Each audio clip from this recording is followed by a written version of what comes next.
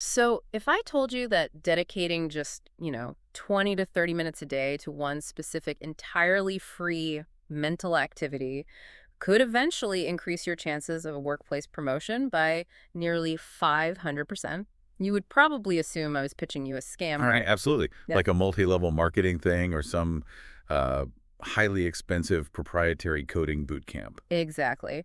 But according to a massive multi-year survey out of the Computer Fraud and Security Journal, that career silver bullet actually exists. And it has literally nothing to do with learning how to code or mastering a new accounting software or memorizing management frameworks. Which is completely counterintuitive to how we typically view professional development today. I mean, we're conditioned to treat our brains like hard drives. Right, like you just plug in a USB and download a skill. Exactly. If you want a better job, you assume you just need to install a new, hard technical skill, like a software update, and instantly see the output on your resume. But the data we are looking at today suggests that the most lucrative upgrade you can make isn't downloading new software. It is fundamentally rewiring your entire motherboard. Welcome to today's deep dive. We are exploring the hidden structural superpowers of language learning and advanced communication, and we are looking at this specifically through the lens of a world where our attention spans are completely fractured by social media. Yeah, that context is everything right now. It really is. Our daily lives are dominated by screens, and automation is rapidly eating up the rote technical tasks of our jobs. So the timing for this analysis is just critical. We are living in a moment where the human element, our ability to communicate with nuance, to connect across cultural divides, and to think flexibly in the face of constant digital distraction that is rapidly shifting from a soft skill to the ultimate professional bottleneck. Totally. So, to map out how this works, we are pulling from a fascinating stack of evidence today. First, we're going to break down peer-reviewed cognitive research from the European Journal of Pedagogical Initiatives. That's where the neurobiology comes in. Right. Then we're going to decode the global standards of the CEFR language framework using real curricula from certification centers like Mobility Friends and My Linguistics.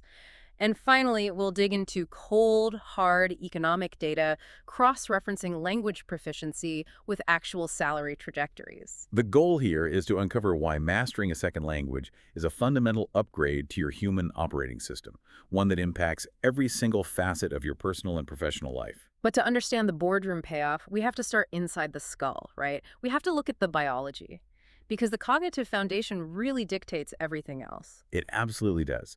The research from the European Journal of Pedagogical Initiatives, authored by Yarbakova Umida Zoyarovna, it completely dismantles this old school idea that learning a foreign language is just, a linguistic task. Right, like it's not just sitting there memorizing vocabulary flashcards on an app. No, not at all. It is one of the most rigorous, demanding mental activities a human being can actually undertake. It is essentially high-intensity interval training for your neurons. Okay, let's talk about those mechanics. Because when I sit down to practice my Spanish, and I'm just trying to remember the past tense of a verb, it doesn't exactly feel like neurological high-intensity interval training. It just feels frustrating. Exactly. It feels like I'm just trying not to sound foolish. Oh. So what is actually happening in the brain that makes this such a profound workout? Well, we have to look at the work of pioneering neuroscientists and psychologists mentioned in the literature, folks like Ellen Bialystok and Bjork Amarian. Their research centers on something called executive function. Executive function. So that's sort of the brain's management system, right? Essentially, yes. When you are actively learning or using a second language, your brain is forced to hold two completely distinct linguistic systems in your working memory at the exact same time. Oh, wow. So the brain is constantly juggling the native language and the target language in real time. It's actually more aggressive than juggling. It is active suppression. Wait, suppression. Yeah. If you are an English speaker trying to speak French, your brain has to actively suppress the English word that naturally wants to fire, while simultaneously searching for, retrieving, and articulating the French rule, sound, and vocabulary word. So it's actively fighting its own default settings. Precisely. The brain is constantly analyzing patterns and suppressing the dominant system. And that specific act of blocking the distraction of your native tongue is a massive, massive workout for your executive function. And executive function, just to be clear, is the part of us responsible for planning, focusing our attention, remembering instructions, and I guess filtering out garbage. Yes, and think of that in the context of our modern digital environment. I Yeah. mean, we spend our days just bombarded by notifications, infinite scrolling, and multi-tab browsing. Right, we're constantly context switching on our phones. Exactly. And our digital tools are actively degrading our executive function. They literally train us to succumb to every single distraction. Oh, man. That is incredibly bleak when you put it like that. It is, but language learning does the exact opposite. By forcing your brain to suppress one language system to use another, you are actively repairing and strengthening your attention control. You are physically building cognitive resistance to distraction.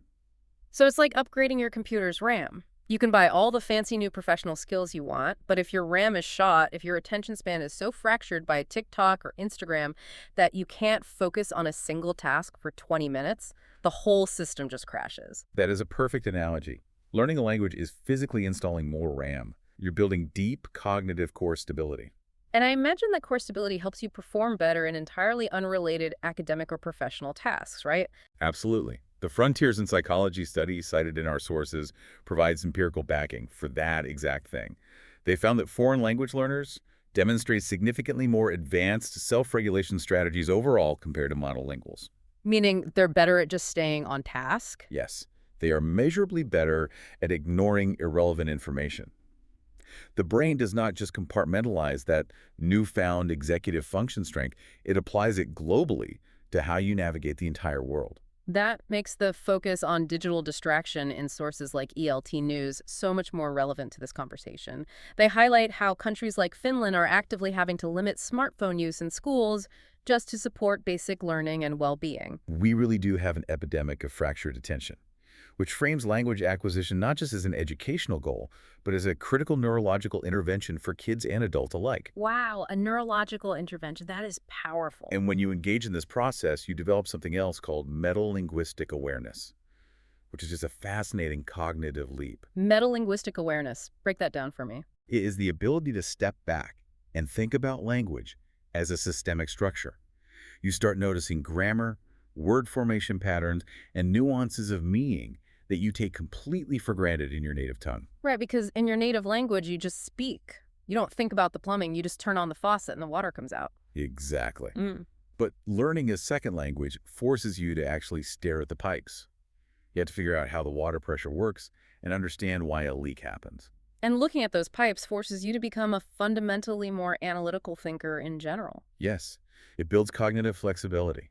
This is the mental agility to switch between concepts, to hold two opposing ideas in your head, and to see a situation from multiple perspectives. Because you're literally experiencing how a different culture structures thought.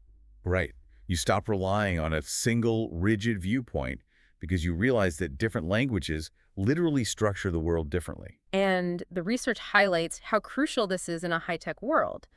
I mean, the economy is changing so rapidly that the technical coding skills you learn today might be completely obsolete in 3 years. They probably will be. So cognitive flexibility, the ability to adapt, compare structures, and search for equivalent expressions based on context, that becomes the baseline survival skill for navigating uncertainty. And we see international educational systems acting on this data right now. The sources note that Canada and Finland introduced bilingual education very, very early. And the data shows those students achieve higher academic marks across all subjects, not just the humanities. Really? All subjects, like math and science, too. Yes. South Korea and China also place a massive emphasis on early foreign language learning, specifically because it increases curiosity and that exact cognitive flexibility we're talking about. And it's not just kids. The sources mention that university students in the European Erasmus programs who study abroad report becoming significantly more adaptable and independent. Right, because the British Academy concluded that this process stimulates creativity and problem-solving skills simply because the adult brain is forced to constantly adapt to new, unfamiliar rules. So every time you sit down to practice, you are basically engaging in metacognition, thinking about your own thinking. Wow. You become hyper-aware of how you learn, which strategies work for you, and how to emotionally regulate when you face the inevitable frustration of making mistakes. Exactly. You are building deep psychological resilience alongside the language skills. Okay, so we have firmly established that this is an incredible cognitive workout. We are upgrading the RAM, we are repairing our fractured attention spans, and we are building cognitive flexibility. The foundation is set. Right. But how do we actually measure the operating speed of that new RAM? If I go to the gym, I can visually see if I'm lifting a heavier weight. But a cognitive upgrade is invisible. That's the challenge. How do you quantify it? Yeah, how do you quantify language proficiency in a way that an employer or a university actually trusts? Because I can't just walk into an interview and say, trust me, my executive function is highly optimized. No, HR wouldn't know what to do with that. That requires a standardized global architecture, which is the common European framework of reference for languages, universally known as the CEFR scale. The famous A1 to C2 scale. It is the global benchmark.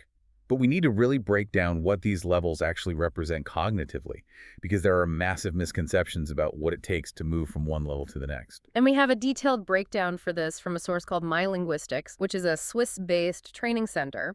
They map out the journey from A1, absolute beginner, all the way to C2, which is mastery. So let's walk through what this climb actually feels like for a learner, starting at the bottom with A1. Okay, at A1, your brain is relying almost entirely on memorization and concrete context, right? You are dealing with basic phrases and very simple everyday expressions. Right. The primary goal here is meeting immediate physical needs. So it's very much, I would like a coffee, where's the train station, how much does this cost? Highly transactional. Reaching A1 typically takes about 20 to 30 hours of guided study. Moving to A2 requires another 20 to 30 hours, putting you at roughly 40 to 60 hours total. Okay, so a solid month or two of serious study. What changes at A2? At A2, you evolve from just parroting memorized phrases to handling routine, direct exchanges of information on familiar matters. So you can describe your daily routine, talk about your family, ask for directions, and maybe navigate a basic transaction at a bank or a post office. You have elementary proficiency. You are surviving in the language. But the source notes that at A2, you are still relying heavily on obvious searching for words. Like you can see the gears turning in the person's head. Exactly. Your syntax is going to be very rigid, mostly simple subject-verb-object sentences. But the real cognitive threshold, the leap where the structural rewiring truly begins to manifest, is moving from A2 to B1, isn't it? Yes, that is the critical jump. Moving to B1 requires another 50 to 70 hours of sustained study, pushing you well over the 100-hour mark. The intermediate level. So what is the fundamental shift in the brain at B1? Why is it so important? At B1, you stop reciting and you begin formulating. You start generating independent, spontaneous ideas. Your syntax evolves beyond linear, rigid phrasing. You begin using embedded clauses, and most critically, you unlock conditional statements. Conditional logic. If this happens, then that might happen. That is a profound neurological leap. You are moving from the concrete physical world of A1 and A2 into the abstract hypothetical world. That makes sense. You can express personal significance, describe hopes and ambitions, and actually follow an effective logical structure in an argument. Right. You can handle most situations that arise while traveling, and you can understand the main points of clear, standard speech. It's the difference between describing a tool and actually building something with it. But B1 is still just functional. The next step is B2, upper intermediate, which demands another 100 to 150 hours of exposure. And B2 is generally considered the holy grail for professional fluency. Yeah, let's talk about B2. What does that actually look like in practice? B2 is a massive milestone. This is where the cognitive flexibility we discussed earlier fully actualizes. At B2, you can understand extended, unscripted speech and complex lines of reasoning on topics you are familiar with. So you can watch the evening news or a current affairs debate without relying on subtitles. Exactly. Your spoken interaction with native speakers reaches a level of fluency and spontaneity where neither party feels a strain. You aren't doing that painful, visible translation in your head before you speak. So you've put in the 200, 300 plus hours to hit B2. You've repaired your attention span and built your working memory.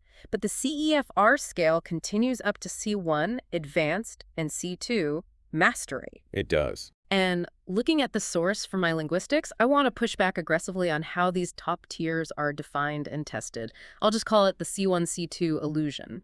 The illusion is a very real phenomenon within the testing industry because C2 represents a highly educated, near-native command of the language. Right. The official CEFR definition states that at C2, you can read with ease virtually all forms of the written language, including abstract, structurally, or linguistically complex texts like dense manuals, specialized academic articles, and classical literary works. Which sounds great on paper. But here is my issue with that. I am a native English speaker. I have spoken English my entire life.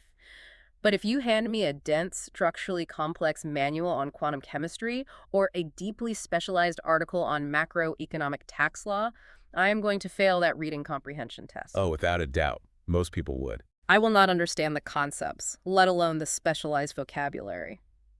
So, if millions of native speakers would fail a C2 exam in their own mother tongue, is the test actually measuring language fluency? Or is it just a disguised test of academic pedigree, test-taking ability, and educational privilege? That is a highly valid, heavily debated critique within applied linguistics. Under the strictest interpretations of the C2 reading and writing categorizations, a massive percentage of the native-speaking population would fall short. It's absurd when you think about it. It really is. A brilliant history student will struggle with a C2 chemistry manual, and a brilliant chemist will struggle with a C2 text on medieval sociological structures. It feels like the goalposts have shifted entirely. You are no longer being tested on your ability to effectively communicate human to human. You are being tested on your university background. Well, we have to draw a hard line between the theoretical, descriptive framework created by the Council of Europe and the practical, commercial application of that framework by examining bodies. Okay, meaning the companies that actually sell the tests. Right. Institutions like Cambridge Assessment English, or the DLLF for the French language, utilize the CEFR taxonomies to map their tests, but they operate completely independently. So they can make it as hard or as academic as they want. Exactly. They have the authority to set the bar for passing a C1 or C2, wherever they choose, and often those tests lean heavily into academic literacy rather than pure communicative competence.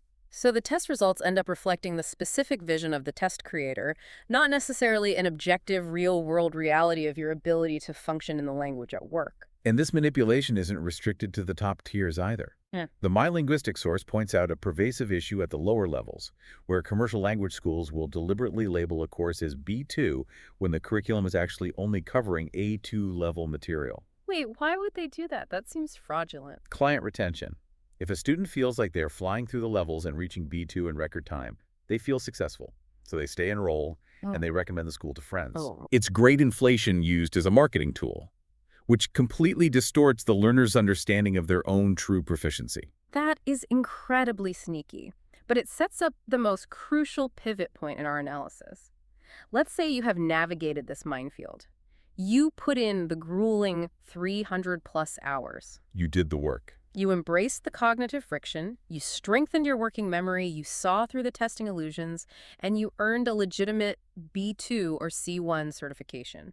You have the skills. What is the actual tangible return on investment? We need to leave the realm of theory now and look at the cold, hard economic data. How does this newly minted cognitive flexibility and communication competence actually translate to a modern paycheck and daily professional mobility? We are pulling from an incredibly detailed, highly specific study published in the Computer Fraud and Security Journal. I know, a cybersecurity journal sounds like an unlikely source for language study. Right. But this paper, authored by Wei-Ki Wen and Wei-Ki Cao, provides a brilliant interdisciplinary breakdown of how language skills influence career status. They surveyed 500 professionals across multiple sectors and conducted in-depth qualitative interviews with 20 individuals to map out career trajectories over a 5-year period. The findings are staggering, particularly regarding career velocity. They isolated respondents who had been promoted since 2008 and compared them with colleagues who remained stagnant, cross-referencing their exact language proficiency levels. Okay, let's lay out the quantitative reality of these promotion rates. If you are an A1 speaker, meaning you just know the basics, the transactional phrases, your average promotion rate within the survey timeframe was a mere 10%. Just 10%. But as your language level climbs, the trajectory goes basically vertical. By the time you reach B1 intermediate, the promotion rate jumps to 24%. More than double. At B2, it's 30%. At C1, it hits 40%. And if you possess C2 mastery, your promotion rate sits at an astonishing 45%.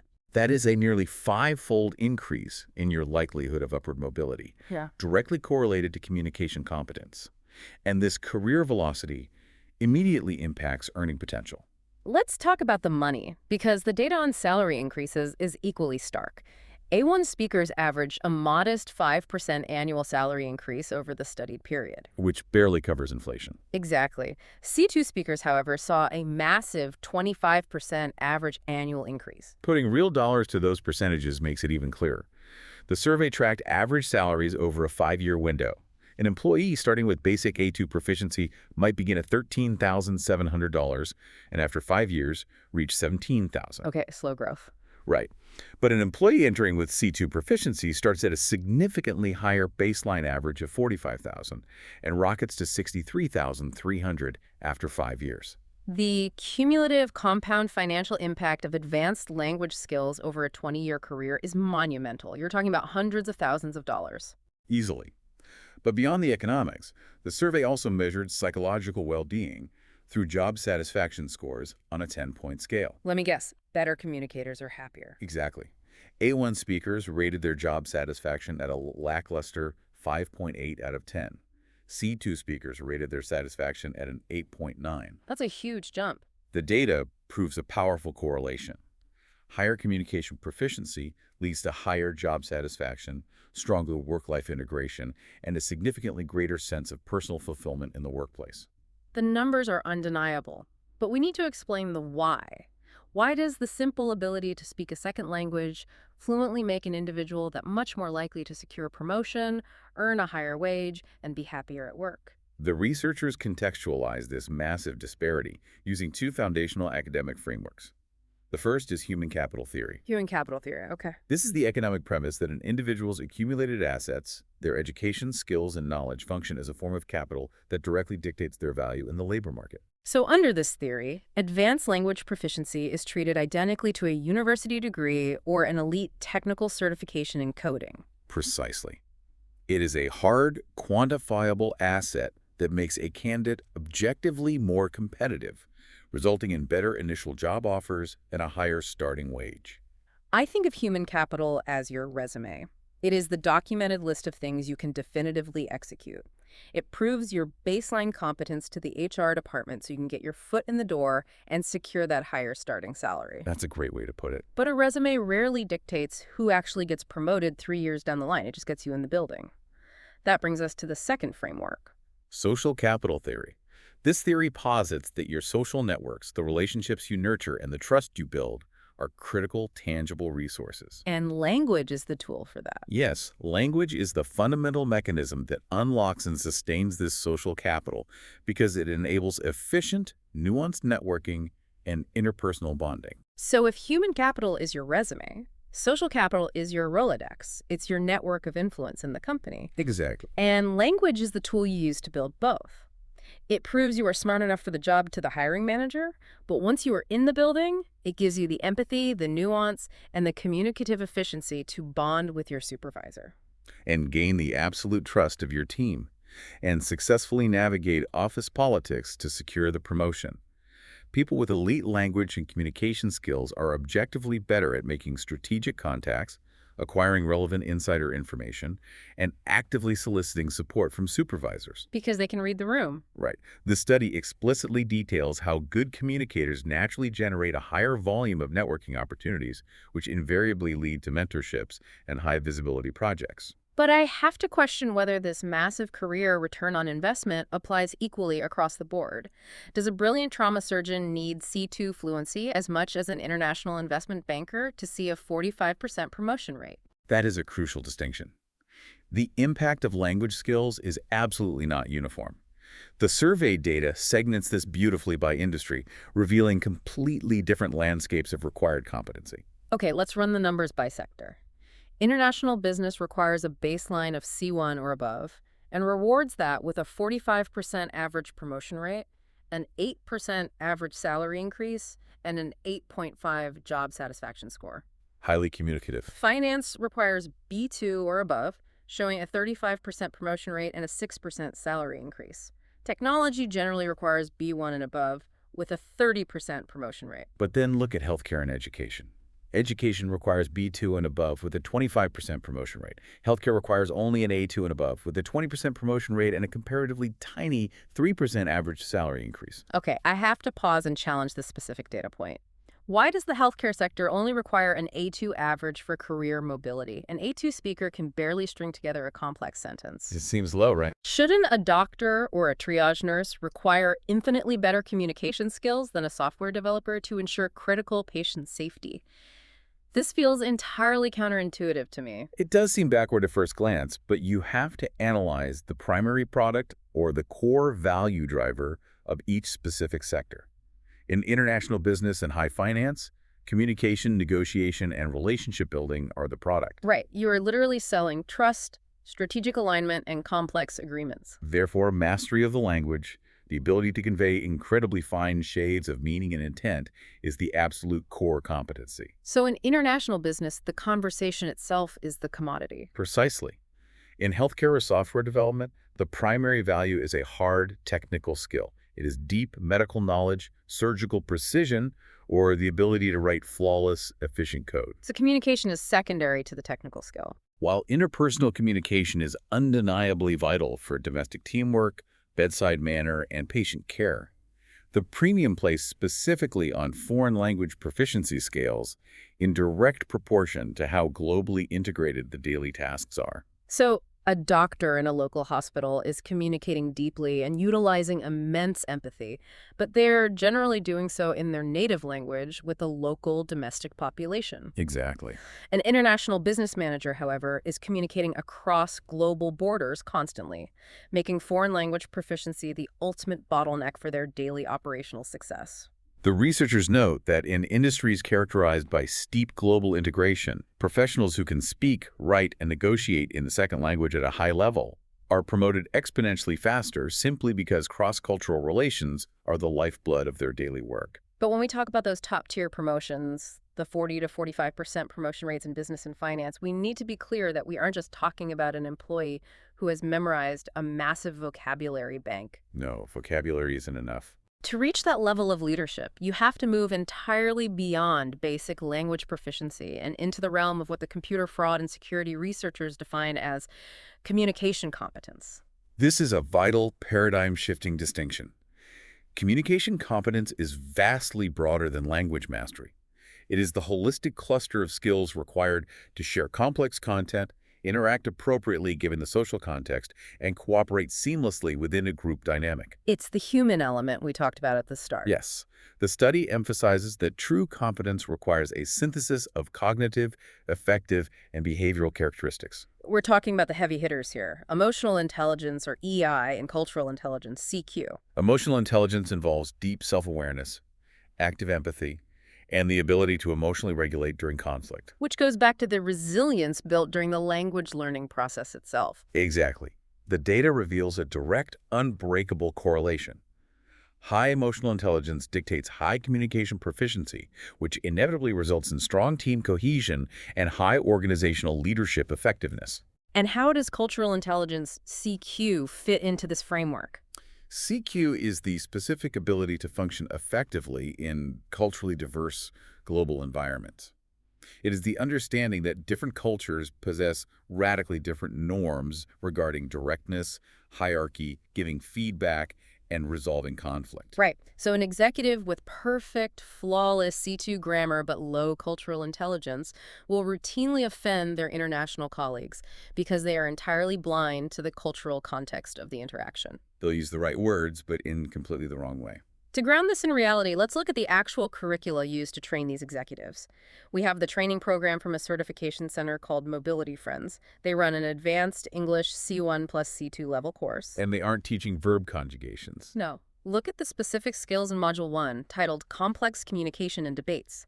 They explicitly teach hedging and softening opinions and idiomatic expressions and advanced collocations. And Module 3 dives into argumentation and persuasion, focusing heavily on expressing agreement and disagreement with nuance. And Module 6 is entirely dedicated to professional communication and language variation, which covers dialect awareness and deliberate cross-cultural communication strategies. It's basically a masterclass in social navigation. I am obsessed with that phrase, hedging and softening opinions.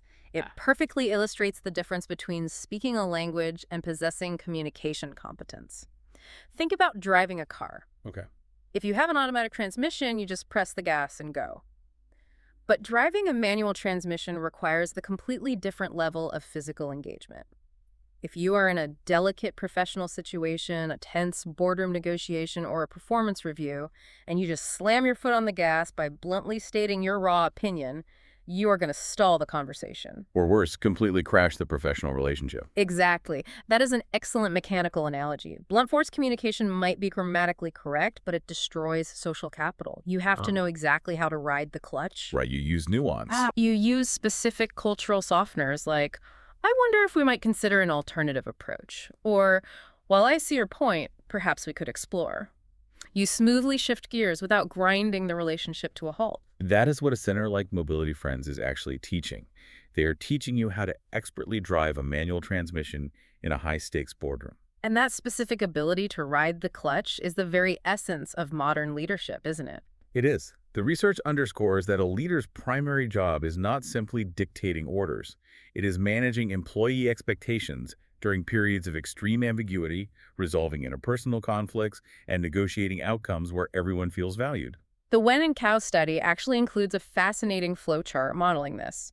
It shows how an effective leader utilizes a clear vision to cultivate a motivated team and relies on active listening to achieve resolved conflicts. Both of those pathways converge to create a successful project. But you cannot execute any phase of that flowchart without elite, nuanced communication skills. No, the whole thing falls apart. This ties directly into advanced sociolinguistic theories, which study how language continuously impacts the social structure and power dynamics of a group. Sociolinguistics, so how language shapes power. Exactly.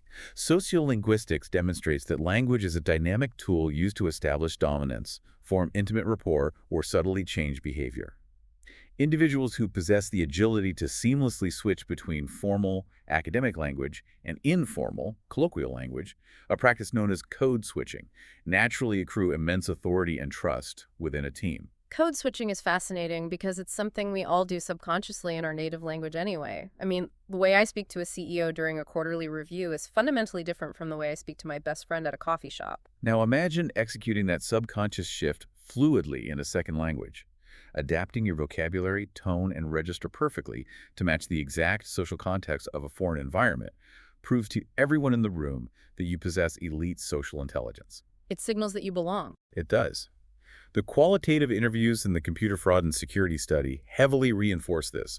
One interviewed professional explicitly stated, I often have to change my communication approach depending on who I'm dealing with, which has been key to my success. It creates this beautiful closed-loop system. The cognitive flexibility we discussed at the very beginning, the biological brain's ability to switch tasks and suppress distractions, is the physical hardware that allows you to code switch in the boardroom, Yes. which is the social software that generates the trust required to get you the promotion. It all stems from the exact same neural workout. It is a remarkable synthesis of neurobiology, psychology, sociology, and economics. But recognizing the immense value of these skills is only half the battle. The real, practical challenge is in the execution. Right. How do we actually impart these incredibly complex, culturally nuanced skills to learners? Which brings us to the front lines, the classroom battlefield. We know the cognitive benefits, we know the economic theories, and we know the incredible career impacts. But how does a teacher actually transfer this knowledge? Especially considering the environment we are in. We are trying to teach this to young learners whose attention spans have been decimated by algorithms and TikTok, or to adults who are completely exhausted, burned out, and disengaged from remote work. Pedagogy. The method and practice of teaching is where the theory lives or dies. And the strategic approach differs wildly depending on the developmental age and the environmental context of the learner.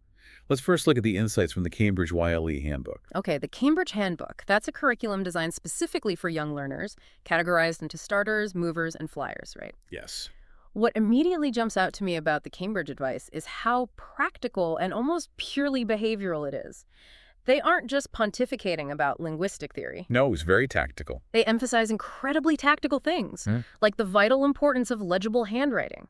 They explicitly instruct teachers to warn young kids not to write too much because attempting long, overly complex answers simply provides more opportunities to make unforced grammatical errors.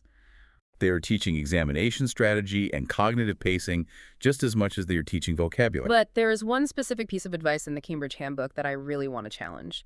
It explicitly advises teachers to impose strict time limits on young children during classroom tasks. Okay, yes. Now, if we are talking about an 8 or 9-year-old child, doesn't imposing a ticking clock just induce panic? Aren't we just manufacturing test anxiety and completely killing their natural curiosity for the language? It is a very natural concern, and test anxiety is real, but we have to completely reframe how we view the function of a time limit in this specific developmental context, particularly in our current digital age. Reframe it how? For a young learner, a time limit isn't a high-pressure, stress-inducing countdown. It is a necessary structural boundary. Explain how a ticking clock is a structural boundary. Young children naturally lack the experience to self-manage their time, a problem that is compounded exponentially by the constant, rapid-fire dopamine hits of the digital entertainment they consume. Right, their brains are used to 3-second videos. Exactly.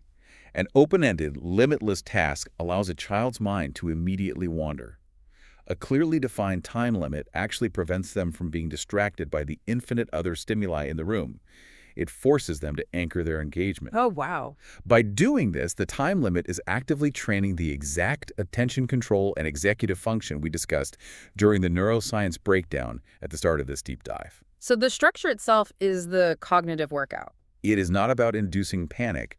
It is about providing a firm external scaffold for their developing internal concentration. It teaches them how to marshal and focus their cognitive resources for a specific sustained burst of time, which actively repairs the attention span and builds that mental core stability. That perfectly circles back to Bialystok's research on executive function. But what about adults? Teaching adults has its own unique set of nightmares, especially right now. We have a very candid article from ELT News titled, "Disengaged Students, How Do We Motivate Them?" It addresses a universal complaint in teacher break rooms around the world. Adult students are exhausted, indifferent, and hopelessly glued to their screens during lessons. And this ties directly back to our central focus on the profound impact of technology and social media. These digital tools have fundamentally reshaped our baseline interpersonal communication skills and our tolerance for deep, sustained focus. Not to mention the shift to remote learning and hybrid work. While incredibly convenient, it has introduced massive communication barriers, Zoom fatigue, and a profound sense of isolation. So given that grim reality, how did the pedagogical experts suggest we overcome this digital age disengagement and actually teach advanced communication competence? Yeah, how do you wake up a burned-out manager on a Zoom call? The ELT news sources highlight a few non-negotiable strategies. First is the absolute crucial importance of icebreakers to actively dismantle remote learning barriers. You cannot simply log onto a video call and start teaching the mechanics of the past perfect tense. You'd lose them immediately. You have to actively foster human connection first. You have to break through the digital screen and remind the adult brain that it is engaging in a social ritual. You have to remind them they are interacting with a living, breathing human being, not just passively watching an avatar on a screen like they watch a YouTube video. Precisely. The social connection is the prerequisite for the cognitive work. The second major strategy is the mandatory use of authentic materials. Authentic materials meaning what exactly? Meaning, if you want to engage an adult whose attention is constantly being pulled away by the instant gratification of a smartphone notification, you cannot use dry, artificial, perfectly scripted textbook dialogues. You have to use real-world, highly relevant content that mirrors the messy complexity and authenticity of the world they actually live in. That makes perfect sense. If I'm a 35-year-old mid-level manager trying to advance my career and I'm exhausted after an 8-hour shift, I am going to completely tune out if you make me read a fake, sterile story about John going to the market to buy apples. Exactly. It's insulting to their intelligence. I want to read a breakdown of an actual business case study. I want to listen to a real podcast clip. I want to debate a genuine, nuanced current event. I want to practice that manual transmission, high-stakes communication we talked about, because I need to use it at work tomorrow. Because that authentic, high-stakes engagement is the only thing that triggers the deep cognitive processing required for true language acquisition.